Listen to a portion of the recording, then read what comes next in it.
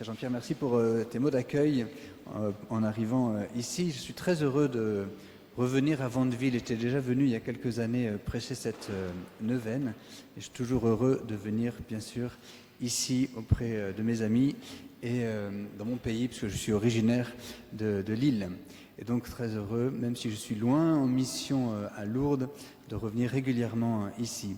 Frères bien-aimés, rendons grâce pour cette neuvaine qui commence aujourd'hui. Chaque année, elle commence le 14 mai, c'est la fête de l'apôtre Saint Matthias que nous célébrons donc aujourd'hui d'une manière singulière. C'est une très belle manière d'entrer en neuvaine cette année encore, qui se terminera donc avec la fête de Sainte Rita la semaine prochaine. Mais nous sommes aussi invités à rendre grâce parce que nous célébrons cette année cette neuvaine en pleine année jubilaire. De quoi vraiment nous réjouir, c'est dire combien Dieu, du haut du ciel, veut nous combler de sa grâce, de son amour, de sa présence. Soyons attentifs, frères bien-aimés, cette année jubilaire, c'est l'année jubilaire, je veux dire un gros mot, c'est l'année jubilaire de la fête de l'incarnation. Qu'est-ce que c'est que l'incarnation? C'est Dieu qui, un jour, comme cela, par pure décision d'amour pour nous, Dieu qui, un jour, du haut du ciel, décide de devenir un être humain, décide de devenir homme. Dieu se fait homme. Nous disons en théologie le verbe de Dieu, la parole de Dieu, tout ce qu'il y a de plus haut en Dieu se fait chair. C'est pourquoi on appelle cela l'incarnation. C'est Dieu qui se fait homme. En fait, c'est tout simple, c'est la fête de Noël. Ce jubilé de l'incarnation, c'est la fête de Noël. Nous nous souvenons bien sûr que le Seigneur Jésus est né en l'an 0. Et comme nous célébrons les jubilés tous les 25 ans, eh bien au bout d'un moment, ça fait 2025.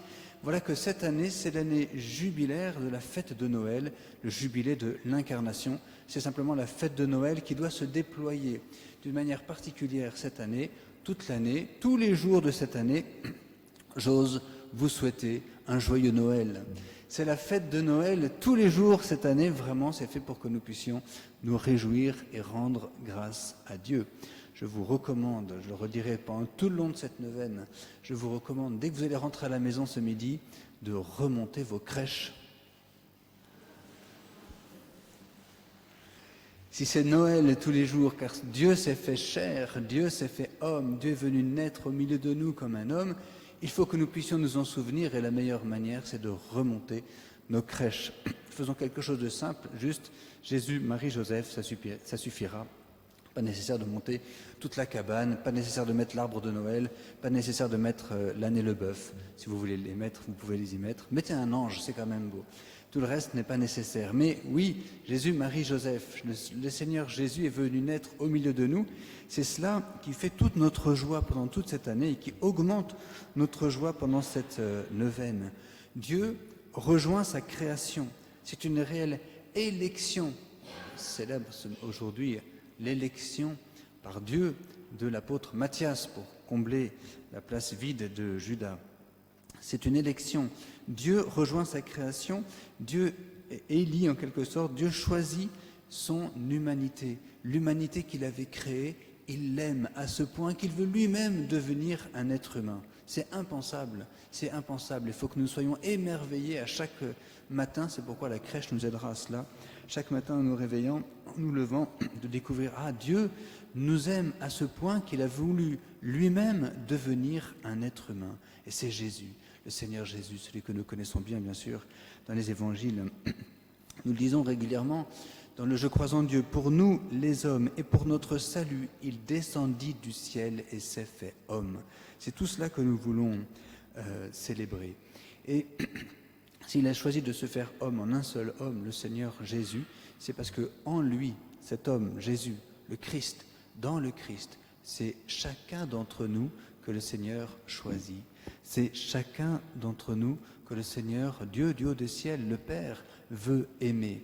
Alors il s'est incarné en un seul être humain, mais dans ce seul être humain, le Seigneur Jésus, eh bien c'est chacun d'entre nous que Dieu choisit que Dieu aime, à qui Dieu veut manifester son amour. Il nous manifeste son amour en nous envoyant son Fils. Mais vraiment, Dieu, le Seigneur Dieu, Dieu du ciel, veut tisser une relation d'amitié avec chacun d'entre nous. C'est encore l'Évangile aujourd'hui. Il nous invite à rester, voilà, vous êtes mes amis si vous faites ce que je vous commande. Je ne vous appelle plus serviteurs, je vous appelle mes amis, car tout ce que j'ai entendu de mon Père, c'est Jésus qui dit ça, je vous l'ai fait connaître. Nous entrons ainsi dans cette intimité avec Dieu.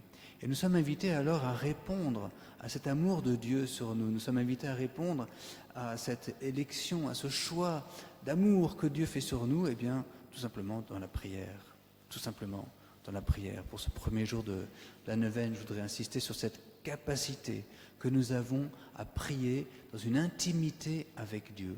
Lisons ce psaume-là.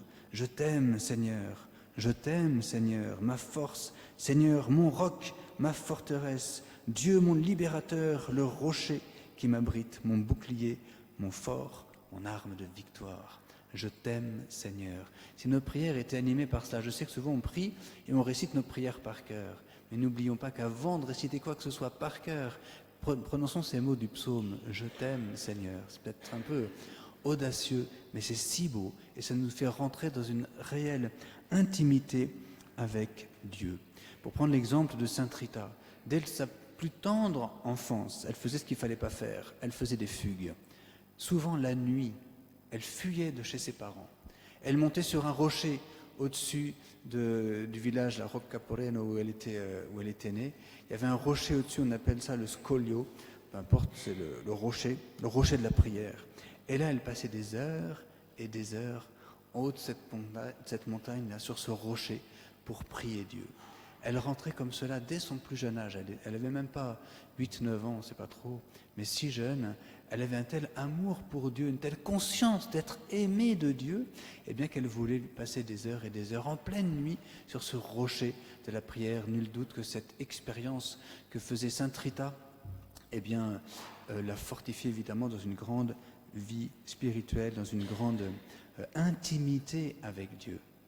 Prenons cet exemple-là, on va peut-être pas trouver un rocher au fond de notre jardin, je ne sais pas, peu importe, mais chez soi, dans notre maison, devant cette crèche-là que nous aurons remontée, recherchons l'intimité avec Dieu. Moi qui viens de Lourdes, je pense encore à un autre rocher, le rocher de Massabielle, où la Vierge Marie, elle est là, vous voyez, la Vierge Marie Notre-Dame de Lourdes apparaissait dans ce rocher de Massabielle, dans le creux du rocher. Ce rocher est devenu, pour nous, à Lourdes, mais comme pour Sainte Rita, le rocher, ce scoglio là, de Rocca Porena, eh bien, est devenu le lieu de l'intimité de la rencontre avec Dieu.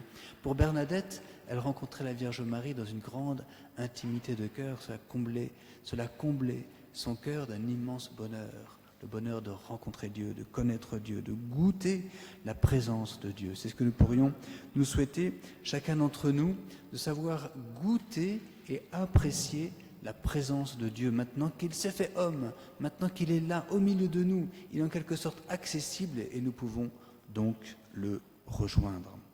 Je voudrais pour finir citer avec bonheur, bien sûr, notre nouveau pape Léon XIV, tout nouvellement élu, que le Seigneur a élu en effet, et qu'il nous a donné.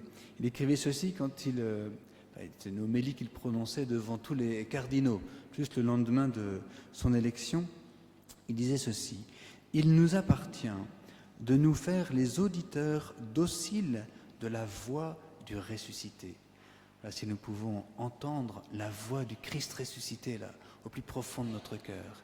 Il nous appartient de nous faire les auditeurs dociles de la voix du ressuscité et les ministres fidèles de ses desseins de salut, c'est-à-dire les serviteurs du salut et du bonheur que Dieu veut nous donner.